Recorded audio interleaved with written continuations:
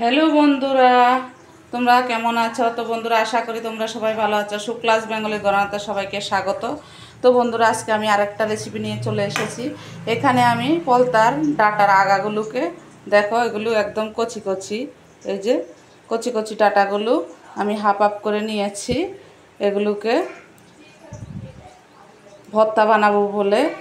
তো বন্ধুরা, এখানে চারটে কাঁচা কাঁচা লঙ্কা, এগুলো একটু পেকে গেছে আর কি, আর একটা আলু সঙ্গে দিয়ে আমি ছিটি মেরে নেব পলতার ডাঁটাগুলো। তো বন্ধুরা, কি করে ভর্তা করে সেটা তোমাদেরকে দেখিয়ে দিচ্ছি।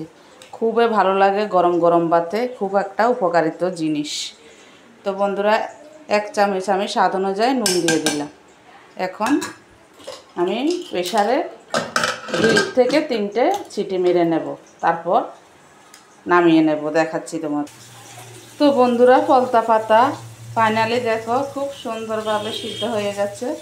এখন গরম গরম গরম গরম ভাতে মেখে একটু ঠান্ডা হলে খেয়ে নেব। তো বন্ধুরা, তোমরা দেখতে। তো বন্ধুরা, পলতা ডাঁটাটা ঠান্ডা হয়ে গেছে। আমি তো আগে নুন দিয়ে দিয়েছি, তোমরা দেখতে পেয়েছ। এখন সর্ষের তেল দিয়ে মেখে নেব। তো বন্ধুরা, গরম গরম ভাতে যা লাগবে না এটা খেতে, অসাধারণ লাগবে।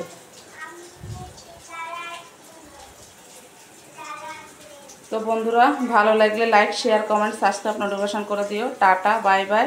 দেখা হবে নেক্সট ভিডিওতে। সবাই সুস্থ থাকবে, ভালো থাকবে। টাটা।